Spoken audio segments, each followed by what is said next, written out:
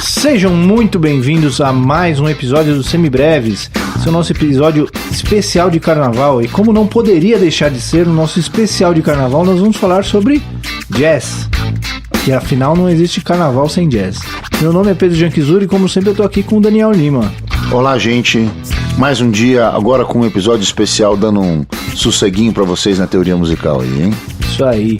Então a gente vai começar daqui pra frente, a princípio uma vez por mês, fazer uns episódios especiais, não pegando tão pesado na teoria, mas falando sobre temas de análise musical, de estética, de história da música, esses outros temas relacionados que fazem muito parte do nosso aprendizado musical, mas que não necessariamente a gente está falando ali do 251, da resolução do trítono, dessas questões um pouquinho mais densas. A gente vai falar de uma forma um pouquinho mais leve sobre esses outros temas relacionados. Antes da gente entrar na nossa pauta principal de hoje, só queria lembrar a todos que todos os nossos episódios, principalmente os nossos episódios regulares de teoria, de matéria, tem lá no nosso site www.semibreves.com.br o nosso material de apoio, onde você encontra ali por escrito um resumo do episódio, de tudo que a gente falou, de tudo que é importante você saber para te ajudar a estudar. Caso você queira continuar estudando durante a semana, você pode nos acompanhar nas redes sociais, no Facebook, no Instagram e no Twitter. Nós somos o @semibrevespod. Lá a gente costuma colocar alguns exercícios durante a semana para você continuar estudando. E caso, além disso tudo, você continue com alguma dúvida, você pode nos mandar uma mensagem tanto por esses contatos das redes ou pelo semibrevespodcast@gmail.com. A gente está começando agora, nessas últimas semanas, a ter mais contatos, o pessoal entrando em contato sempre pelo Facebook, pelo Instagram, até mandando e-mails pra gente. A gente fica muito feliz com todos esses contatos. Mandem pra gente suas sugestões, suas críticas, suas impressões, suas dúvidas. Pode falar com a gente que a gente fica muito feliz de responder vocês. Não fique com dúvida jamais. Qualquer questão relacionada ou não com a matéria, pode mandar que a gente responde. Nem sempre a gente acerta. A chance da gente acertar é maior quando tá falando da matéria, mas... Às vezes a resposta é não sei, mas a gente responde. Responde, com certeza. Muito bem, vamos então para a nossa pauta principal sobre como ouvir jazz. Olha que delícia, hein? Um tema altamente carnavalesco. Vamos lá.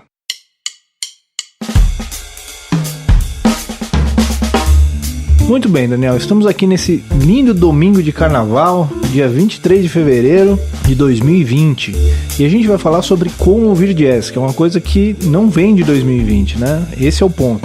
Justamente, não tá muito em voga, como a gente pode dizer, né? Principalmente nessa semana, né? De sexta a terça-feira, as pessoas vão ouvir diversas coisas, mas muito pouco relacionadas com o jazz. Você pode ouvir axé, você pode ouvir marchinha, você pode ouvir música popular, rock, pop, em ritmo de carnaval, nos bloquinhos, etc. Aqui em São Paulo São Paulo é a nova capital do carnaval do Brasil. A gente está sendo bombardeado por uma quantidade imensa de informação carnavalesca e, como não podia ser diferente, nós, na contramão, vamos para um lado totalmente diverso. Não que a gente nem goste de carnaval, não é isso. É que a gente opta sempre a via esquerda do negócio, né?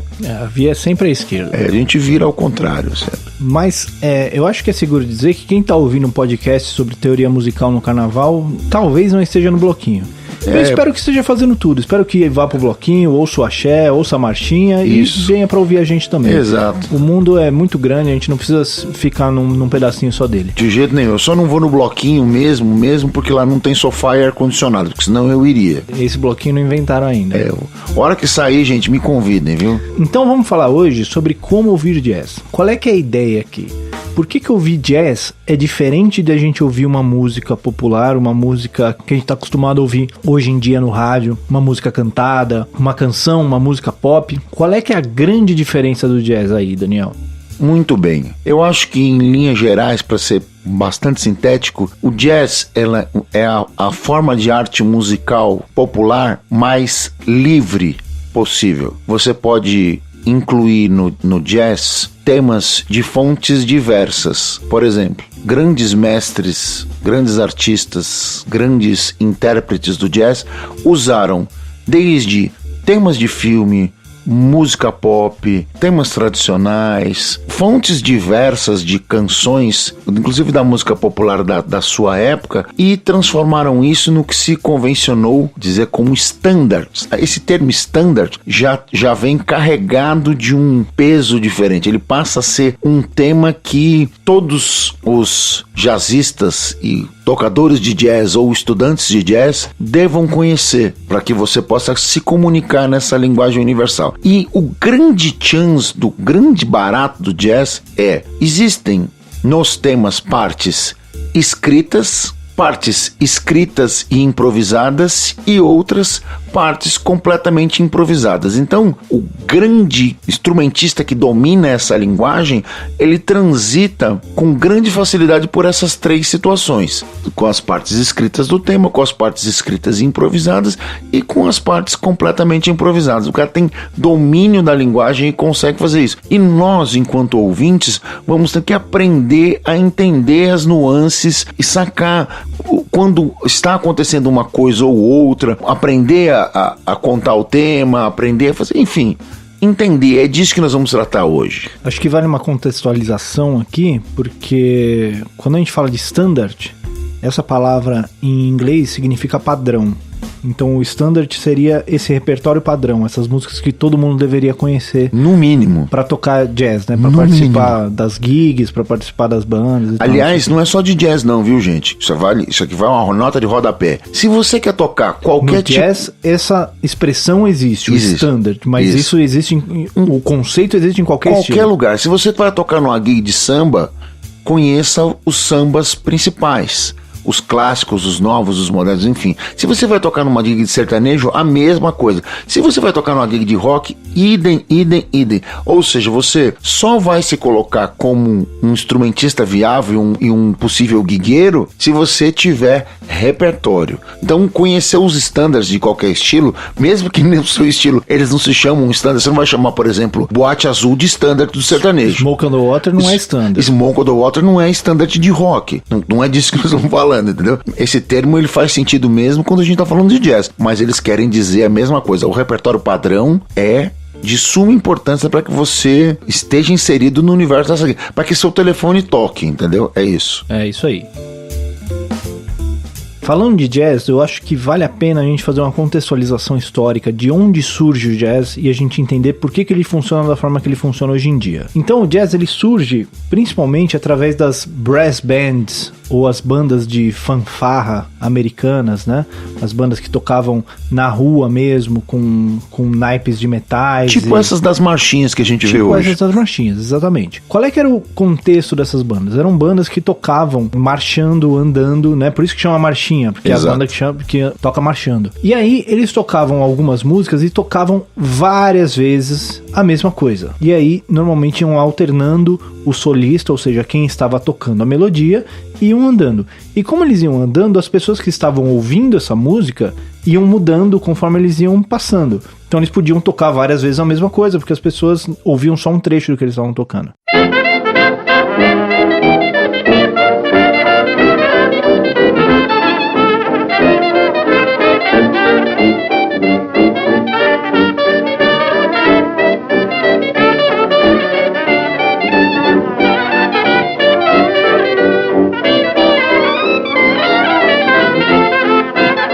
E nessa época, nos anos 10, anos 20, né, quando a gente tem as primeiras gravações sobre isso, aquelas gravações do Louis Armstrong, do Potato Head Blues, você tinha muito pouco essa cultura da leitura, essa cultura no jazz. Nem existia jazz, na verdade, né? Não se chamava de jazz. Não tinha esse nome ainda. Mas dentro desse contexto, dessa música negra, essa música popular, você tinha pouco essa tradição da escrita musical. Vale uma pequena outra contextualização agora sociocultural. Essa música, ela emerge especialmente num lugar chamado New Orleans, ou Nova Orleans, né? Onde existia a figura do mulato, que era filho de francês branco e negro alforriado americano. Então esses caras vão para a Europa estudar música, muitos deles estudar piano, alguns têm formação clássica e voltam para... Que vem o ragtime, né? Vem o ragtime, que é considerada a música clássica americana. Scott Joplin. Se você for falar em música clássica americana, música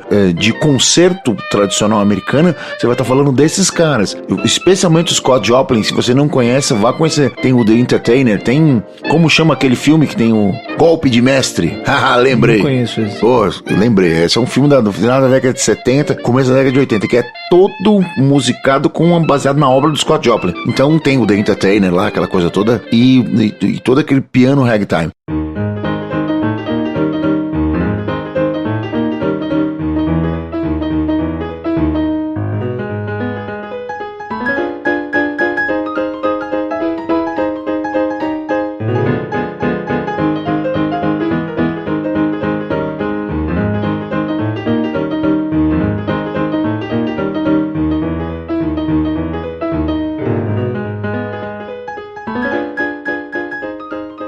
Então, desde cara, em New Orleans, como era um estado uma cidade de colonização francesa, o francês lida muito melhor com o elemento miscigenado. As colônias francesas no norte da África tinham deixado os franceses muito mais à vontade diante do elemento social, da figura do negro. E isso faz toda a diferença nessa miscigenação que vai fazer o caldeirão que emerge o jazz. Num dado momento, ali depois para a década de 30 e 40, as bandas são rompidas, né? Essas questões raciais separam, né? A segregação separa, mas em primeira instância era uma bagunça completa, bagunça nesse sentido, no melhor sentido do termo, aquela miscigenação cultural e racial, e mais ou menos o que a gente está acostumado aqui no Brasil, né? Porque nós somos mestiços por natureza, nós somos miscigenados a partir da nossa própria formação enquanto sociedade, né? E isso fez toda a diferença na criação dessa música que a gente chamou jazz.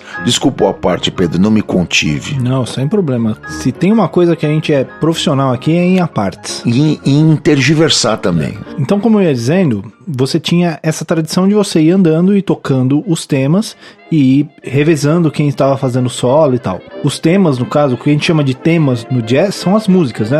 A melodia principal da música. A partir daí, como você ia tocando várias vezes a mesma coisa, ia variando, e você não tinha nada escrito, era tudo muito de memória, então essas melodias iam sofrendo variações. Cada um tocava ela meio de um jeito, você ia tocando várias vezes, para manter o interesse naquilo, você não tocava todas as vezes da mesma forma. E isso, com o passar do tempo, com essa prática, ela vai criando o que a gente chama de improvisação. Então, a improvisação no começo não era você tocar qualquer coisa na escala da música. Era você pegar aquela melodia e você fazer pequenas mudanças para tornar aquilo mais seu. É o que a gente dar chama a sua interpretação daquela melodia. Você chama em música europeia de variações sobre o tema. Isso. A improvisação no jazz, ela começa dessa forma. Conforme vão se formando essas bandas de rua, elas vão entrando dentro dos clubes e fazendo as big bands, né? As bandas de baile da época, né? Exato. A música muda, começa um outro tempo chamado swing, né? O swing são music, que as era orquestras, música, né? Era um jazz de orquestra para dançar. O que é muito interessante porque a gente não tem essa tradição hoje em dia.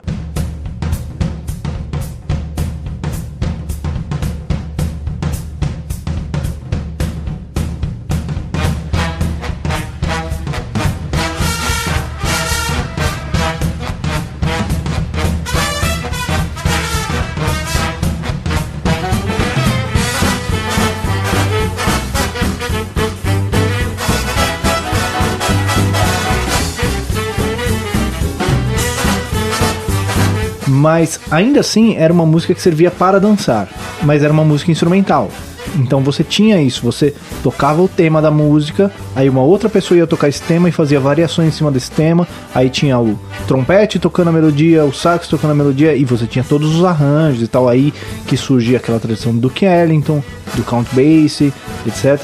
Mas tinha essa coisa de você improvisar em cima da música. Nessa época começam a ter gravações de alguns artistas instrumentais, como o Lester Young, por exemplo, que grava um dos primeiros, que é o Body and Soul, Body and Soul é uma música de musical. Isso. É uma música que tocava no rádio, com interpretações vocais, etc, etc. Hoje em dia a gente conhece mais a versão instrumental dela. Que é uma coisa, também uma tradição espetacular da música americana. O teatro musical é a ópera europeia traduzida para o Novo Mundo. Os americanos entendiam aquele filtro sobre os filtros do Novo Mundo e passaram a escrever uma tradição que perdura até hoje. Isso. A Broadway exporta essa estética a partir dos anos 50, 60, a política da boa vizinhança, para o resto do mundo. Então hoje você tem teatro musical sobre a ótica Broadway no mundo inteiro, inclusive no Brasil. Teatro musical, né? Esse musical que a gente tá falando do teatro, isso aí é antes do cinema. Antes do cinema. Ou no comecinho do cinema, até porque também no cinema nessa época, na época do cinema mudo, existiam as orquestras tocando ao vivo as trilhas sonoras. E o que eles tocavam? Jazz. Exatamente. Basicamente. Então onde eu tô querendo chegar? Essas gravações do Lester Young, vale a pena você ver a gravação do Lester Young de Body and Soul. É uma gravação onde ele desenha o modelo básico que a gente tem de jazz hoje.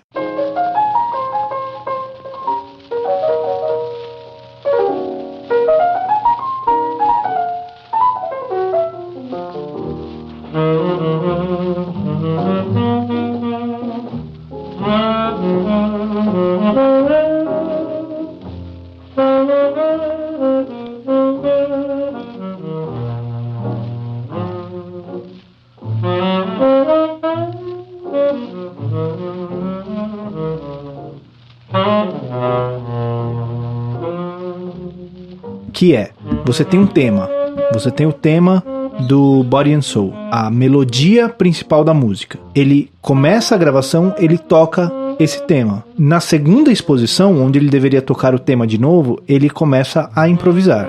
Ele está improvisando, variando em cima da melodia e fazendo alguns adendos e tal. E aí ele faz o que a gente chama de chorus hoje em dia, né? Um chorus é uma forma da música, ou seja, a música tem uma parte A, repete a parte A, toca uma parte B e toca a parte A de novo. Então, A, B, A é um chorus. Chorus é como se ele fosse tocar a música inteira uma vez. Então você toca a música inteira, a melodia inteira uma vez, aí você repete essa harmonia improvisando. Então a melodia não vai ser a mesma, você vai improvisar em cima daquela melodia. Criar uma nova melodia. E aí no final, você repete a melodia para fechar o tema, fechar aquela gravação. Onde eu tô querendo chegar? A improvisação dentro do jazz, ela não vem do nada. Ela é você construir um discurso próprio em cima da melodia que está dada. Por isso que chama tema. É a mesma coisa quando a gente vai falar sobre alguma coisa.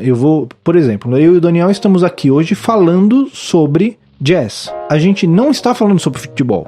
Não nesse momento. A gente não está falando sobre política. Não nesse momento. Né? A gente tem um tema sobre o qual a gente está falando. Do mesmo jeito que quando você vai tocar jazz, você toca a melodia, que é você está falando sobre o que você está falando. E aí, a improvisação é você desenvolvendo esse discurso em cima daquele tema que você apresentou antes. Em linhas gerais, improvisar, nesse caso, é construir uma nova melodia instantaneamente. Isso não te livra daqueles conceitos de composição que a gente via na música europeia. Você não tem o conceito de tema, o conceito de todos os conceitos de forma, de período, etc., de pergunta e resposta, enfim, toda aquela construção que a gente não cabe agora a gente discutir isso, mas se você tem alguma intimidade, já estudou um pouco de composição, sabe do que eu tô falando. Mas o cara faz isso de maneira instantânea. Então, para ele, para quem está improvisando, seja o Lester Young lá no começo, ou seja, você agora aí na sua gig de amanhã, não basta simplesmente você acertar a relação sintática de acorde e escala. O cara estava criando uma nova melodia com cara de melodia. Lembra como isso evoluiu? O cara variava com pequenas alterações a melodia principal. E isso vai evoluindo para que o cara consiga tocar cada vez melodias mais diferentes, distantes do tema inicial. E a coisa vai evoluindo sintaticamente e o cara vai descobrindo novas relações acorde-escala, até num ponto que chega, que aí você já tem essa característica estabelecida, que é o bebop, né? O bebop, que ele começa ali no final dos anos 40. É exatamente onde eu ia chegar agora. Os caras saíam das bandas de swing, né? Das orquestras de swing, daquela música pra dançar, nos grandes salões dos brancos, e se juntavam nos botequinhos longe, na periferia. Que é inclusive de onde surge o termo jam. Jam, né? Jam é Jazz After Midnight. JAM. Que é a hora que fechavam os clubes, que juntavam os músicos pra tocar entre eles. Isso, jazinho depois da meia-noite, filho. Os caras vão lá fazer a happy hour deles. E o que eles faziam, basicamente? Eles tocavam as músicas que eles tocavam lá nos bailes. Só que os mais espertos, os carinhas mais ligeiros, passaram a escrever temas fixos para aquelas melodias. Por exemplo, quando você pega o Charlie Parker tocando Donna Lee, o tema de Donna Lee foi construído sobre a harmonia de Caravan.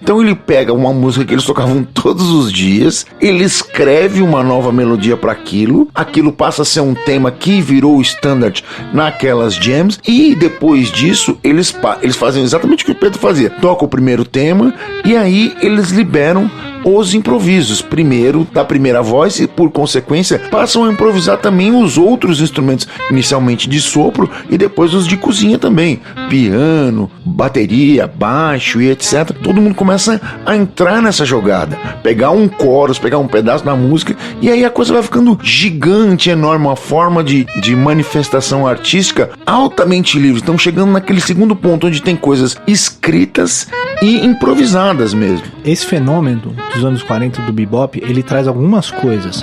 O primeiro é que quando você pega algumas gravações, você pega umas gravações, por exemplo, do Charlie Parker tocando Alton Leaves. A exposição do tema, que a gente chama, que é quando ele toca aquela primeira melodia, ele já não toca a melodia literal. Ele já toca a melodia improvisando em cima dela. Do jeito dele, já. Ele vai tocando a melodia, nos intervalos da melodia ele coloca outras frases para ligar uma frase na outra. As frases da melodia, ele já coloca notas a mais, notas de aproximação, cromatismos, apogiaturas, ele já coloca dentro da melodia. Então ele já complica a melodia. Por que ele tá complicando a melodia na primeira exposição? Ele não podia primeiro tocar a melodia e depois ele faz o que ele quiser depois? Aí que tá. Não, se ele já complica a melodia na primeira exposição, ele já tá falando, é disso que eu tô falando. Eu já tô falando de um negócio que está além dessa melodia. E daí ele consegue ir mais longe ainda durante a improvisação dele. E uma das características fundamentais do bebop é a evolução dos instrumentistas como um todo.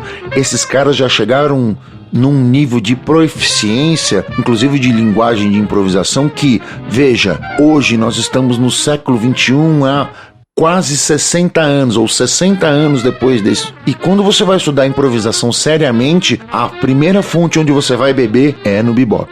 Exatamente. Aquela estética principalmente de análise sintática de a relação acorde, escala e tensões e estruturas altas ou upper structures e cromatismos e substituições, tudo tá ali. É dali que a gente começa. É o assunto principal. Você pode perder ali 20 anos estudando o que esses caras fizeram em 5. E um outro fenômeno que surge nessa época é o dos counterfeits, que eu não sei como é que seria a tradução em português, não sei. Mas é o fenômeno que o Daniel citou do Donna Lee, do Caravan, com uma outra melodia escrita. Qual é que é essa ideia? Você pega um tema que já é standard, porque lembrem, a gente já tá falando aqui de bebop, a gente começou essa nossa contextualização histórica lá nos anos 10. No early jazz. Aqui a gente já tá falando dos anos 40, já se passaram 3 décadas, já são, 3 gerações de instrumentistas? No mínimo. Talvez tenha gente que esteja... Que passou por tudo isso. Louis Armstrong, mas por exemplo. Já apareceram... Isso, né, mas já estava em outra. Já apareceram outras gerações ele e tal. já era um popstar. Exatamente. E tal, certo? Já tava cantando. Já era outro. O que eu digo assim, já se passou muito tempo desde aquele começo. Então esse discurso já evoluiu muito, essa ideia já evoluiu muito. E aí, você já tinha os standards. Já tinha o Caravan, já tinha o Alton Leaves, já tinha o Body and Soul. Eles tocavam todo dia, isso. Já tinha essas coisas que o cara tocava todo dia. Então o cara pegava aquela harmonia que ele achava legal de improvisar e ele escrevia um outro tema em cima que era mais interessante pra ele e que dava novas ferramentas pra ele poder improvisar. E daí o improviso propriamente dito que ele tocava depois desse novo tema que eles construíram, o negócio pegava fogo mesmo. Aí era, né? Pegava fogo, literalmente. Eu não vou usar a expressão que eu gostaria de usar aqui, mas termina com gritaria. Exatamente. Mas enfim, a gente tá falando aí de 30 anos. Você imagina que dos anos 40 até agora já se passaram outros 80 anos. Então você imagina que isso também já evoluiu muito até aqui. Mas até os anos 40, a gente já tem as ferramentas que a gente precisa para entender o jazz até hoje. E é aí que eu queria chegar. Porque a gente tá falando de um monte de coisa aqui que pra gente colocar isso na prática e tocar tudo isso é o trabalho de, às vezes, uma vida toda. Uma vida no mínimo. Né? Para você entender tudo isso e conseguir colocar isso na sua linguagem. Estamos trabalhando nisso, inclusive. Todos os dias.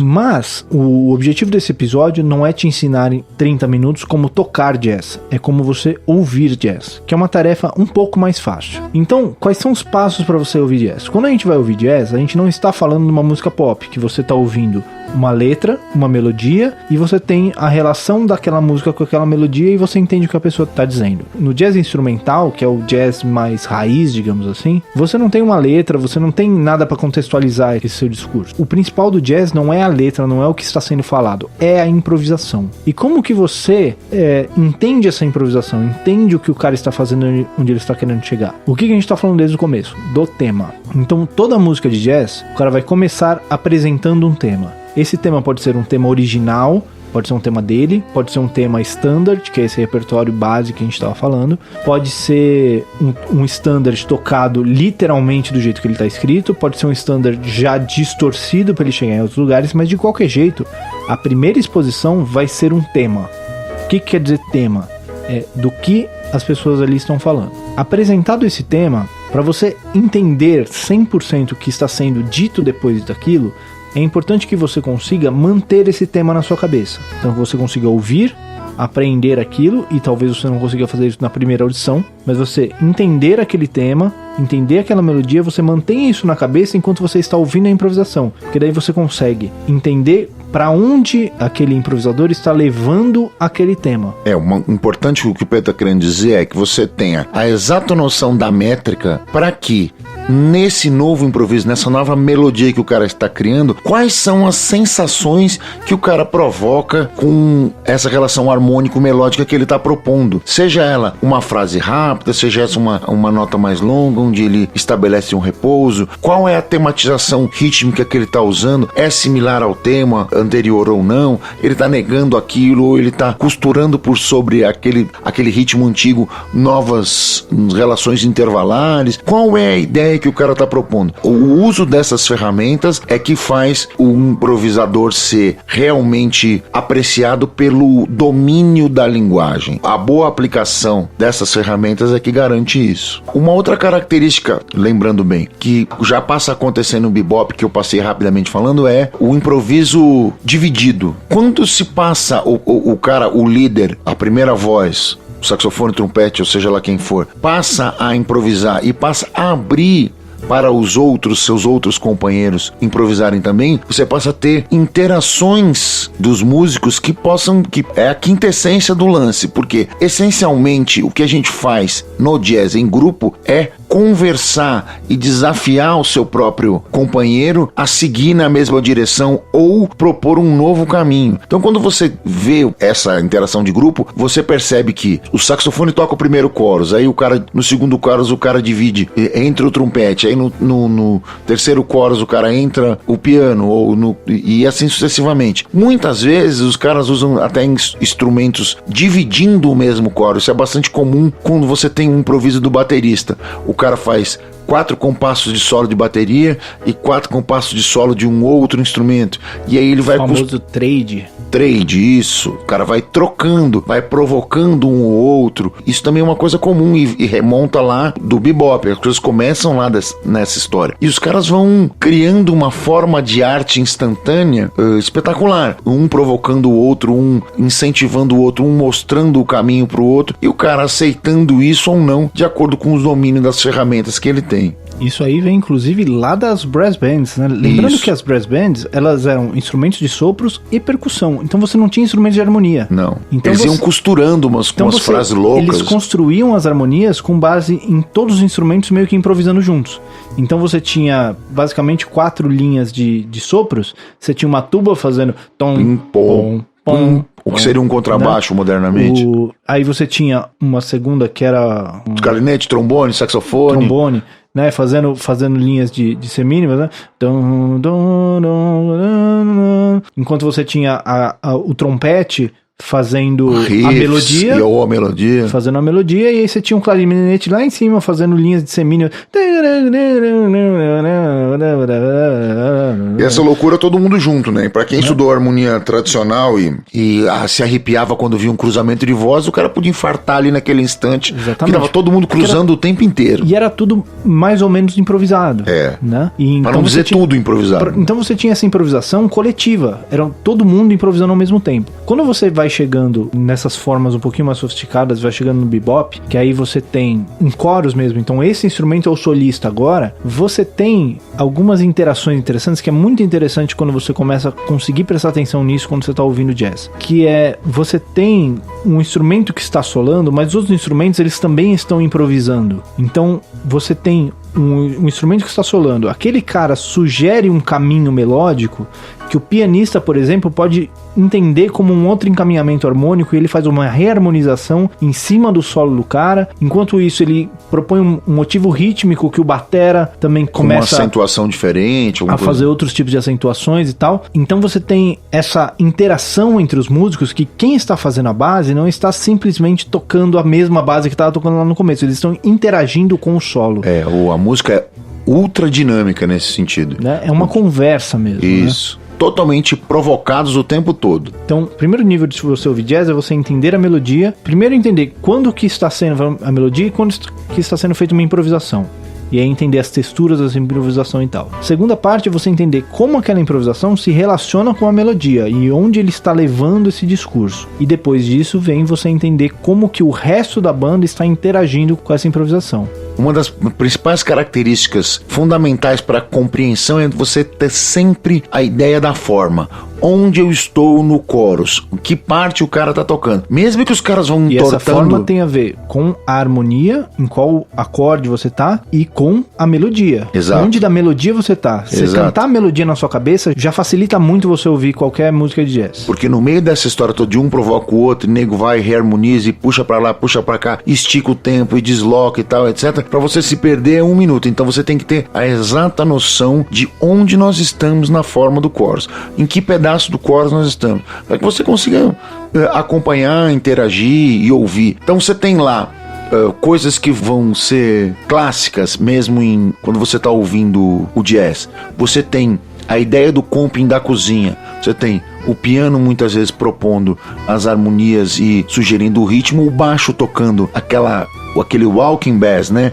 Notas em semínimas, uma nota por tempo, tum, dum, dum, dum, dum, dum, dum. E a batera, o baterista marcando com uma célula de prato quase que o tempo todo e inserindo bumbo, caixa e os tambores, tons e surdos, com pequenas interações para fazer reforços dessa melodia. Provoca pequenas provocações. O cara mantém lá o tchim, tchim, tchim, tchim, tchim, da célula de prato e usando chimbal com o pé esquerdo, caixa e tambores com a mão esquerda, de uma maneira a graduar a dinâmica, fazer isso crescer, ferver quando o improviso está subindo, ou tornar isso mais suave, e interagindo e acentuando junto com os outros instrumentos. Então, a interação, o improviso, ele foge do exclusivamente da melodia.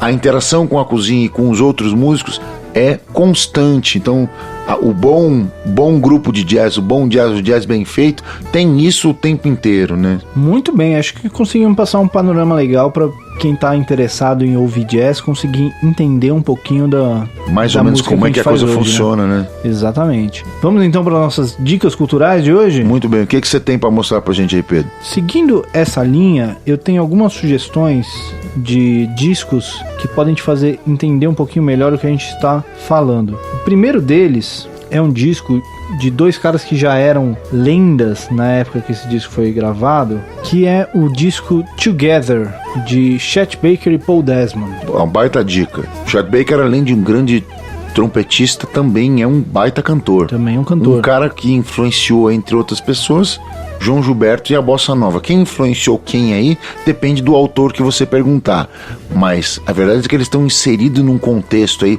do que se chamou de cool jazz e etc.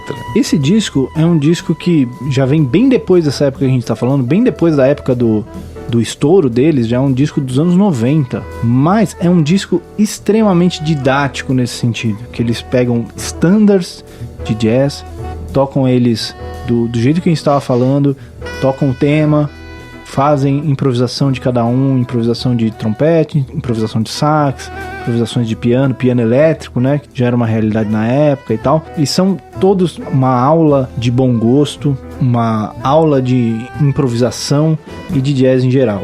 Depois disso, você também pode ouvir, uma coisa que eu estava ouvindo essa semana, Intermodulation, do Bill Evans e Gene Hall. Um baita do encrenca. Que já é um disco mais antigo, inclusive, que esse, que é de 88. Mas é um duo de piano e guitarra, de dois caras que fizeram a história do jazz mesmo, que participaram da revolução do jazz, do cool jazz, do jazz modal. Estavam desde o começo lá.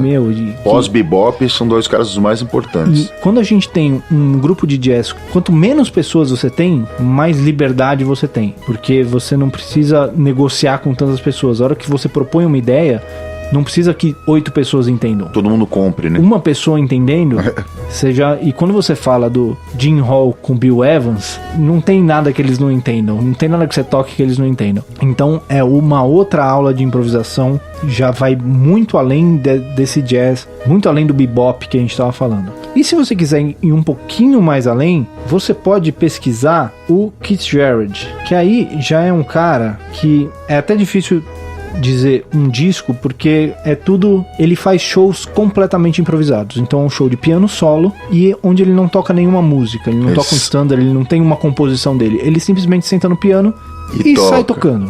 Então tem diversos discos, diversos vídeos no YouTube, e eu recomendo que você ouça o máximo possível, ouça as diferenças e as similaridades de um para o outro. E engraçado do Keith Jarrett que é que ele às vezes ele faz um concerto inteiro sem tocar uma Blue Note. Ele toca as músicas todas redondinhas e tal, mas tudo absurdamente improvisado, com caminhos diferentes e coisas. Passando por estéticas de jazz, de modal, de bebop, de música erudita. Ele estudou na escola de líderes do Miles Davis, né? Ele foi pianista da banda do Miles e é mais um daqueles que se formou líder ali naquela escola, entre muitos outros, né? Coltrane, Chick Corea, Jack DeJohnette. O Keith Jarrett, ele tem essa carreira de sideman, ele tem a carreira dele de líder, onde ele tinha as composições dele e tocava standard com banda. E tem a carreira de pianista solo. Que é onde ele faz isso que eu tô, que é um dos ápices da improvisação, né? Que é a improvisação completamente livre mesmo. Vem comigo, é o último caso lá, completamente improvisado. Lembra que eu falei lá do jazz? Escritas improvisadas quando você interage com outras pessoas e completamente improvisadas, que é o caso que o Keith Jarrett usa nesse caso e várias outras pessoas usaram. Que é o que surge lá no Free Jazz do Ornette Coleman, né? O primeiro disco que cunhou a expressão free jazz, que é simplesmente sair tocando, que inclusive eles tocavam com duas bandas espelhadas, né? Com duas baterias, dois baixos. Vai ficar mais doido ainda. Ficar mais loucura ainda, todo mundo frente a frente no estúdio. Cada ideia que eu vou te contar. Bom, tá sobrando dinheiro, né, velho? Então vamos aí. Muito bem, então essas são as minhas recomendações pra hoje. O que você tem aí pra hoje? Muito Daniel? Bem, gente. No nosso estudo de harmonia aqui das nossas aulas cotidianas, a gente sempre vai dando um spoilerzinho falando falando de como as coisas evoluíram lá da música europeia, etc., como as coisas vão acontecendo, né? E muitas vezes a gente consegue dar alguma contextualização histórica. Mas para você que quer se aprofundar mais nessa história, eu tenho uma dica hoje para que você tenha um material de estudo específico disso, que é o livro de ouro da história da música. Ele foi escrito pelo Otto Maria Carpo, que é um escritor austríaco radicado no Brasil, né? Inclusive o nome dele não é Carpo, ele muda de nome porque num dado momento aqui no Brasil pegava muito mal ser austríaco ou alemão, né? Existia uma xenofobia pós Segunda Guerra Mundial que ele acabou afrancesando o seu próprio sobrenome para ser melhor aceito, etc, etc. E ele escreve essa obra, ela vem desde lá do barroco até a música do século XX, explorando os diversos períodos estéticos, tudo. A minha edição é uma edição da década de 90, mas esse livro foi escrito originalmente em 1958. A minha edição já tem terminologias e grafias dos nomes já devidamente corrigidas. Então, se você for chegar às suas mãos, provavelmente vai ser essa edição modernizada, né? Onde a terminologia musical foi aprimorada, onde até a grafia dos compositores também mudou o nome de uns caras, como se escreve e tal. Então vale muito a pena Otto Maria Carpo, o livro de ouro da história da música. É da Ediouro singular, beleza? Vão atrás que eu me diverti muito, estudei bastante esse livro na época da faculdade, gostei demais.